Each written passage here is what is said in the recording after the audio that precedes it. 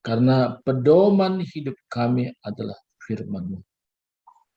Sehingga dalam hidup kami sehari-hari, firman-Mu Tuhan menjadi acuan dalam setiap tindakan, setiap langkah hidup kami. Terima kasih Tuhan, terpuji nama-Mu. Hari ini sampai selama-lamanya. Kami sungguh percaya Tuhan, bahwa Tuhan memberikan kami kemampuan-kemampuan yang secara luar biasa dari hari ke hari, sehingga Tuhan, hidup kami ini tampil beda di tengah-tengah masyarakat di mana kami ada. Berfirman Engkau Tuhan, kami sudah siap mendengarkannya. Di dalam nama Yesus Kristus kami sudah berdoa. Haleluya. Amin. Mari saudaraku, kita lihat firman Tuhan hari ini yang dengan topik untuk tema hidup dengan pola sederhana.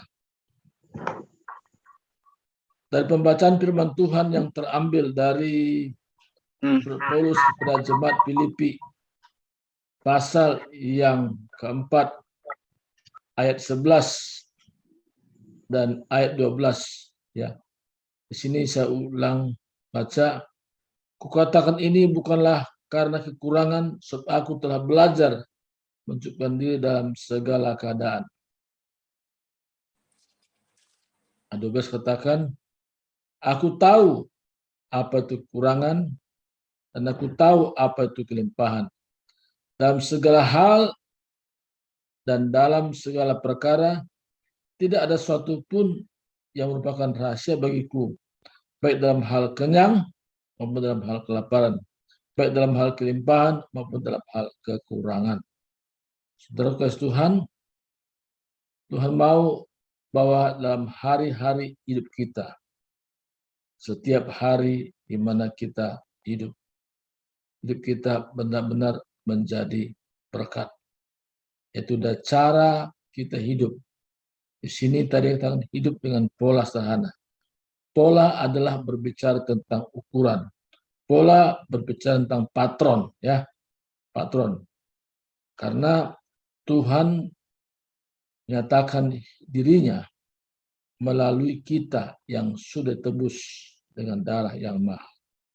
Sehingga orang bisa melihat bagaimana kehidupan Kristus itu nyata dalam hidup kita. Dari mana kita bisa tunjukkan hari ini? Di mana dalam kondisi situasi sekarang ini? Dari cara hidup kita. Dari hal berkat-berkat Tuhan yang kita sudah terima. Hal yang pertama supaya kita menjadi berkat bagi orang lain, yaitu supaya kita dari hari ke hari belajar. Kata belajar di sini bukan dalam waktu yang singkat, tapi sepanjang hidup kita belajar. Kata ini bukanlah karena kurang, sebab aku belajar mencukupkan diri dalam segala keadaan. Jadi kita belajar bagaimana berkat-berkat Tuhan ini kita kelola dengan baik. Tuhan berikan kita kepercayaan mengelola setiap berkat-berkatnya yang kita terima. Dan kita menjadi orang kepercayaan Tuhan. Nah, untuk itu kita diberikan tanggung jawab. Bagaimana supaya cara hidup kita jadi berkat. Bagaimana caranya? Dengan pola hidup sederhana. Untuk mencapai tingkat ini, kita sebagai orang yang percaya, orang yang Tuhan kuduskan, kita belajar bagaimana menggunakan berkat Tuhan. Ada dua bentuk di mana orang bisa lihat dari hidup kita, yaitu bentuk pertama yaitu membelanjakan sesuatu menurut kebutuhan, atau yang kedua menurut keinginan. Jadi berkat-berkat Tuhan yang kita terima, Tuhan mau bahwa kita melangkah bukan menurut keinginan tapi kebutuhan kita. Sebagai contoh, kita dengar kesaksian dari seorang yang bersaksi di tengah-tengah umat Tuhan lewat Zoom meeting seperti ini. Dalam kondisi kekurangan, ibu ini masih bisa belajar mencukupkan kebutuhan dalam rumah tangga. Kalau dimasak nasi itu tidak cukup. Tapi nasi itu dibuat jadi bubur. Dan itu bisa cukup dalam satu keluarga. Artinya belajar mencukupkan diri. Jadi kita sebagai orang percaya, Tuhan berikan hikmat bagaimana untuk mencukupkan diri dalam segala kebutuhan kita. Maka kalau ibu-ibu yang punya tanggung jawab besar, sebelum dia pergi ke pasar, dia mencatat setiap apa yang dia akan beli. Sehingga waktunya singkat dan tidak salah beli. Nah, sehingga waktu dia ke pasar, dia tidak tergiur dengan adapun tawaran-tawaran yang lain yang tidak menjadi kebutuhan, hanya berkisar dalam hal keinginan-keinginan. Nah, jebakan-jebakan seperti itu bisa terjadi dalam setiap orang, termasuk orang-orang yang sudah Tuhan tebus dengan darah yang mahal. Nah, makanya tidak cukup hanya karena kita merasa sudah diselamatkan, berhenti. Tapi cara hidup kita itu menjadi contoh. Dari segi kekurangan kita pun masih bisa menolong orang lain. Ini luar biasa. Dan saya sampai hari ini belajar ke arah itu. Hidup dengan pola sederhana ini. Karena Tuhan mau bahwa hari-hari hidup kita bukan hari-hari mengeluh. Bukan. Tapi dalam hari-hari hidup kita yang kita jalani, hidup senantiasa mengucap syukur dalam segala keadaan. Nah, kalau orang belajar menunjukkan dirinya dari hari ke hari, setiap hari dia belajar untuk menuju kehendak Tuhan, yaitu mengucap syukur dalam segala hal. Itu adalah salah satu kehendak Tuhan yang dari hari-hari kita praktekkan. Dan itu sudah menjadi gaya hidup orang-orang yang sudah ditebus dengan darah yang mahal. Dan bukan lagi keluhan demi keluhan, tapi ungkapan syukur yang melimpah dari hari ke hari. Nah, bagi siapakah ini? Yang bagi orang yang mau belajar mencukupkan hidupnya dengan apa yang Tuhan sudah berikan. Saya sebagai hamba Tuhan yang Tuhan pakai, yang Tuhan panggil masuk dalam pelayanan. Tuhan memberikan saya pelajaran. Bagaimana saya belajar menggantungkan diri kepada berkat-berkat yang Tuhan berikan dan mencukupkan segala keadaan itu, bahkan bisa juga menolong orang lain. Ini luar biasa. Tapi orang seperti apa? Orang yang belajar mencukupkan dirinya.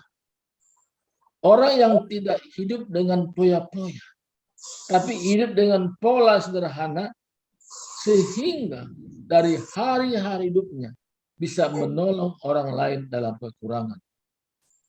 Ada kalanya kenapa ada orang kekurangan? Salah menggunakan berkat-berkat Tuhan. Salah menggunakan apa yang Tuhan percayakan. Gimana salahnya? Yaitu ketika berkat-berkat Tuhan itu dia lakukan itu, yaitu bentar, ini ada suara-suara ya. Kita dulu.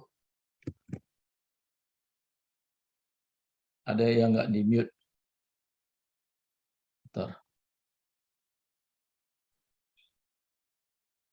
Sudah, Pak. Sudah ya. Ya, oke. Ya. Jadi kalau kita belajar mencukupkan diri kita, bahkan dalam segi kekurangan masih bisa menolong orang lain, ini dasar. Jadi kita bisa menjadi saksi itu bukan karena kita kelimpahan, tapi kita menjadi orang yang bijaksana, mencukupkan diri dalam segala keadaan. Tadi ayat 12 katakan, aku tahu apa itu kekurangan dan aku tahu apa itu kelimpahan. Jadi Paulus sendiri bersaksi, aku tahu. Artinya bukan sekedar pengetahuan, tapi menjadi satu pengalaman hidupnya. Saat-saat di mana dia kekurangan, saat-saat dia juga mengalami satu kelimpahan. Dia tahu itu. Dan dia sentiasa belajar. Dan itu juga menjadi pedoman kita. Dari hidup kita sebagai orang percaya, bukan kehidupan yang meminta-minta, bukan kehidupan yang mengeluh, bukan kehidupan yang mengharapkan belas kasihan, tapi kehidupan kita dari perkataan dan tindakan kita benar-benar menyatakan pribadi Kristus yang hidup di dalam hidup kita dan menyatakan bahwa dalam segala kebutuhan kita yang sangat mendesak sekalipun Tuhan cukupkan dengan caranya sendiri. Yang penting bagaimana Tuhan berikan kita hikmat mengelola berkat-berkat Tuhan itu. Nah, saat kita kekurangan, kita belajar mencukupkan. Saat kita kelimpahan, kita juga bisa membagi pada orang lain. Jadi saat kapan kita memberi, saat kapan kita memang belajar untuk mencukupkan kebutuhan-kebutuhan kita. Kata kekurangan dalam bahasa Inggrisnya yaitu abased. I know how to be abased. Kata kekurangan di sini adalah dari suatu kata direndahkan. Memang ada kalanya orang kekurangan itu bisa orang memandang dengan sebelah mata, ya, sebelah mata. Makanya sebagian hamba Tuhan ketika tanya apa pekerjaannya, ya saya hanya hamba Tuhan, hanya hamba Tuhan. Gajinya 30 hari sebulan. Dia sulit untuk menjelaskan bagaimana bangkanya dia sebagai hamba Tuhan. Saya dulu sempat terobsesi dengan kondisi itu. Tapi ketika saya mendalami lebih dalam lagi, rupanya Tuhan memberikan kepada kita melampaui dari segala apa yang kita harapkan. Melebihi daripada apa yang kita butuhkan. Caranya bagaimana? Caranya Tuhan memberikan kita namanya skill. Tuhan memberikan kita potensi-potensi yang ada. Sehingga dengan potensi-potensi yang ada ini, kita tingkatkan, kita kerjakan secara maksimal, dan kita fokus apapun yang kerjakan ini semua, aku perbuat untuk Tuhan. Kalau itu menjadi pedoman kita dengan cara-cara seperti itu, dan kita fokus kepada rencana Tuhan, maka segala kebutuhan-kebutuhan kita, melampaui dari segala akal pikir kita, Tuhan nyatakan kepada kita. Saya mengalami kondisi kekurangan. Saya juga mengalami ada kalanya Tuhan berikan berkat lebih. Tapi apa yang saya lakukan? Ada satu prinsip. Prinsip ini adalah dalam hati kita. Prinsip ini adalah satu sikap hati kita. Bahwa kalau saya melayani kemana saja Tuhan utus, saya tidak mau berangkat sebelum Tuhan cukupkan kebutuhan itu. Jadi saya berdoa, Tuhan kalau Engkau utus saya ke satu daerah, di mana Tuhan mau saya ada di sana melayani, Tuhan persiapkan semua. Dan saya fokus kepada arah itu. Dan itu terbukti, saudara. Karena kenapa saya berdoa secara itu? Karena ada sebagian hamba Tuhan dengan salah melangkah, salah menerapkan firman. Yang penting ongkos pergi ada, soal pulang nanti Tuhan cukupkan. Ada yang terpaksa nggak pulang karena nunggu-nunggu ongkos untuk pulang. Dan saya belajar untuk tidak seperti itu. Kalau saya melangkah ke satu pelayanan, Tuhan cukupkan semuanya untuk kebutuhan tiket berangkat dan tiket pulang. Kalau ada pun perpanjangan waktu itu di sana dan bukan karena tidak ada ongkos. Tapi memang karena kebutuhan di sana minta waktu diperpanjang untuk saya tinggal di setempat. Dan ini saya alami sendiri. Sehingga ketika kita menerapkan nilai-nilai itu, kita tidak direndahkan. Memang kita perlu merendahkan diri kepada Tuhan, tetapi kepada manusia kita satu level. Ya, jadi dengan cara demikian hidup kita menjadi berkat. Yang membuat nggak jadi berkat, kenapa? Ketika dia seorang hamba Tuhan, tapi dia mengeluh kepada siapa? Mengeluh kepada orang yang bisa diharapkannya untuk menolong dia. Tetapi orang itu tidak bisa menolong dia. Dia menjadi orang yang kecewa. Sehingga hubungannya tidak baik. Kenapa? Masa saya nggak ditolong? Masa saya nggak dibantu? Kalau saya lihat dari kehidupan ekonominya, bisa bantu saya. Tapi kenyataannya tidak bisa bantu saya. Dia menjadi orang yang kecewa. Dan ini bisa menjadi pengalaman hidup kita, bukan hanya hamba Tuhan, tapi sesama anak Tuhan pun bisa punya pengalaman kekecewaan. Kenapa? Apa yang kita harapkan dari seseorang, kenyataannya berbeda dengan apa yang sedang alami. Itu adalah kecewa. Tapi hari ini, Tuhan mau didik kita. Bagaimana kita mencukupkan diri kita pertama. Kalau ada seorang ibu, karena kondisi keadaan, dia ubah beras jadi bubur supaya cukup menjadi satu kebutuhan rumah tangga karena anaknya mungkin banyak ya, tapi bisa hidup sampai hari ini, bahkan bisa memberkati banyak orang. Kenapa? Orang yang sudah pernah mengalami susah, dia sangat tersentuh hatinya kalau melihat orang lain susah. Kenapa? Karena dia alami sendiri bagaimana pengalaman itu kekurangan. Jadi dia langsung terasa ini pengalaman ini seperti pernah saya alami.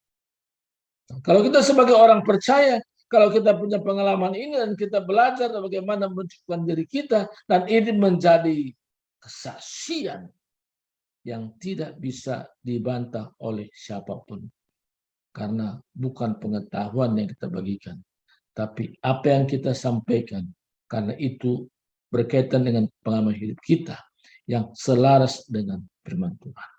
Karena acuan kita pertama adalah apa kata Tuhan, dan kita praktekkan nilai-nilai kebenaran itu, sehingga kita punya kesaksian untuk firman Tuhan itu. Dan apa itu kekurangan dan apa itu kelimpahan? Kelimpahan artinya di sini bahwa kita lebih dari cukup. Lebih dari cukup. Artinya kita belajar juga memberkati orang lain. Di The Power of Love sering juga disampaikan bagi saudara-saudara yang tersentuh hatinya untuk terlibat dalam keuangan dan sering dibagikan rekening The Power of Love bagi saudara yang mau memberikan sesuatu berkat, silakan transfer rekening ini. Apalagi hari Minggu, ada hari khusus di mana kita ada persembahan. Dan saya sebagai hamba Tuhan belajar untuk melakukan apa yang disampaikan. Ketika kita belajar, pasti bisa. Mungkin sekali dua kali kita belum bisa melakukannya. Tapi karena ada prinsip, aku terus mau belajar, dan terus mau belajar, dan terus mau belajar, dan kita pasti bisa. Apa yang menghalangi kita untuk tidak lulus? Apa membuat kita tidak bisa mampu mengerjakan seperti tuntutan Tuhan? Karena Tuhan menuntut kita, yaitu ada satu kebahagiaan yang mungkin orang dunia nggak dapatkan. Dikatakan dalam Kisah Para Rasul 20 ayat 35. Dalam segala sesuatu telah kuberikan contoh kepadamu. Contoh. Bahwa dengan bekerja demikian kita harus membantu orang-orang lemah. Dan harus mengingat perkataan Tuhan Yesus. Sebab ia sendiri telah mengatakan, adalah lebih berbahagia memberi daripada menerima. Lebih berbahagia memberi daripada menerima. Artinya sini, ada berkat-berkat rohani yang kita alami sendiri. Saya dulu sebelum saya praktekkan tidak mengerti rahasia ini. Tapi ketika saya mau belajar dan terus mau belajar dan mempraktekannya, itu berkat rohani itu luar biasa yang tidak ada di toko-toko. Walaupun ada namanya toko bahagia, ketika ditanya, ada nggak sini bahagia aku mau beli? Nggak ada. Depok ada nama toko bahagia. Tapi saya tanya itu engkoknya kan orang Tionghoa. Bagaimana kok ada kebahagiaan terus ya? Karena tokonya toko bahagia. Dia bilang mana ada kebahagiaan. Kondisi sekarang ini makin sulit, makin sulit. Saudara Kristus Tuhan, rupanya kebahagiaan secara jasmani berbeda dengan kebahagiaan secara rohani. Karena orang dunia kebahagiaan itu berkaitan dengan uang, berkaitan dengan harta dunia. Tapi kebahagiaan kita tidak ditentukan tentang harta duniawi atau berbentuk rumah atau bentuk kedudukan, tapi kebahagiaan kita oleh karena hubungan pribadi kita dengan Tuhan. Dan kebahagiaan ini sumbernya dari surga dan kita alami sendiri dalam hati kita terdalam. Saudara Tuhan, salah satu kekuatan saya dalam melayani yaitu kebahagiaan yang dari Tuhan. Kalau secara ekonomi sampai hari ini cukup.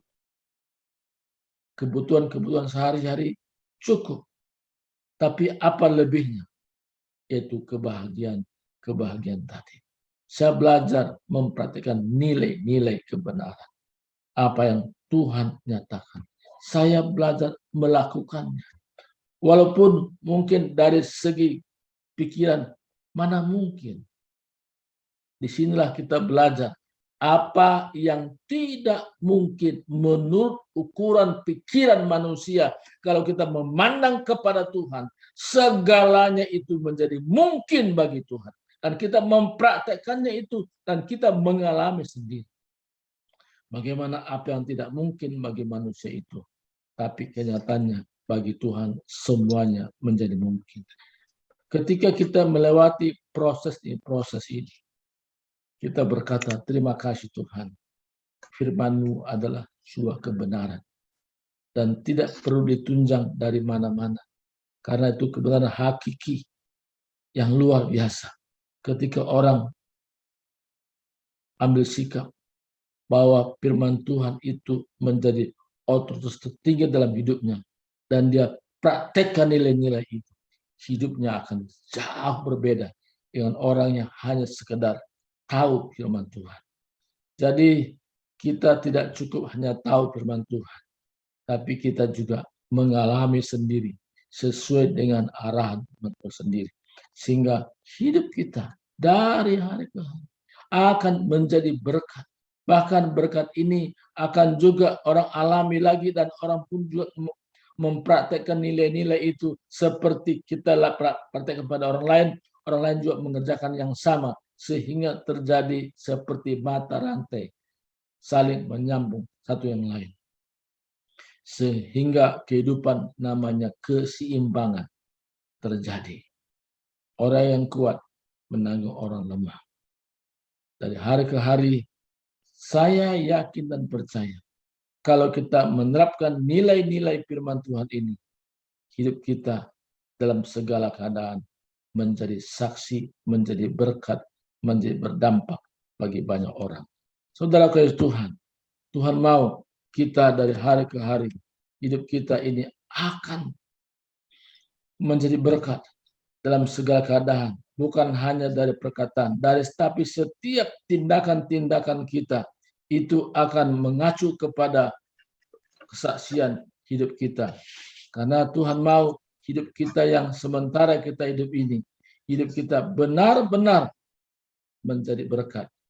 Saudaraku, inilah satu gambaran hari ini. Kenapa ada orang tidak jadi berkat? Karena tidak berani untuk mempraktikkan firman Tuhan dalam dirinya. Kadang-kadang apa yang menghambat untuk dia tidak lakukan firman Tuhan? Pertama, yang hambatan orang tidak mau praktekkan firman Tuhan karena ada yang namanya kekhawatiran. Khawatir itu adalah musuh daripada iman. Takut itu adalah musuh daripada iman. Maka kenapa kita perlu berdoa? Kita perlu berdoa supaya kita menang atas segala namanya bentuk kekhawatiran. Kita perlu menang atas segala bentuk ketakutan. Justru Tuhan tidak pernah memberikan roh ketakutan. Tapi yang ada apa? Roh ketentraman. Luar biasa Tuhan akan nyatakan dari hari ke hari. Sehingga nilai-nilai ini akan kita alami sendiri. Bukan kata orang. Tapi pengalaman pribadi kita dengan Tuhan. Itu punya dampak yang besar. Bukan karena kita kaya baru bisa menjadi saksi. Tapi kita bisa menjadi saksi karena kita menerapkan nilai-nilai kebenaran firman Tuhan dalam diri kita. Maka setiap kita sebelum mengerjakan sesuatu, kita berdoa, apa Tuhan yang saya lakukan? Apa yang saya mau kerjakan Tuhan? Saudaraku, kita yang ada di dalam the power of love ini, kita semua adalah Tuhan mau pakai dengan dasar, sesuai dengan panggilan-panggilan. Ada yang memang bagian Tuhan berikan kemampuan untuk menjelaskan kebenaran firman Tuhan dengan sistematis. Tapi ada juga Tuhan berikan, yaitu telinga yang siap mendengar. Karena sekarang ini ada orang memang butuh mendengar apa menjadi keluhannya, terutama tentang kekhawatirannya. Kadang dalam hidup ini dia susah. Tapi ketika dilepaskan dari kondisi susahnya, terbuka pandangan luas bahwa Tuhan memang sumber segala berkat, sumber segala pengetahuan, sumber segala hal. Saudaraku, inilah firman Tuhan hari ini. Kiranya firman Tuhan ini akan membawa kita ke satu pengalaman lebih dalam lagi. Sehingga dalam setiap langkah-langkah kita, langkah kita adalah seturut dengan firman Tuhan. Mari kita berdoa. Terima kasih Tuhan, dari hari hidup kami. Kami rindu Tuhan, dari segala perkataan kami dan tindakan kami. Selaras dengan firman. Kami tidak mau kekhawatiran, kebimbangan, keraguan menghambat kami untuk maju. Tapi kami mau iman kami senantiasa semakin kokoh. Karena iman yang berasal dari Kristus itu tinggal dalam hati kami. Sehingga tindakan kami bukan berdasarkan logika kami, tapi berdasarkan iman yang kami terima dari Tuhan Yesus sendiri. Terima kasih Tuhan. Terpuji namamu hari ini sampai selama-lamanya. Dan Roh Kudus menjabarkan dalam hati kami. Sehingga kami semua menjadi pelaku-pelaku firman-Mu. Terima kasih Tuhan.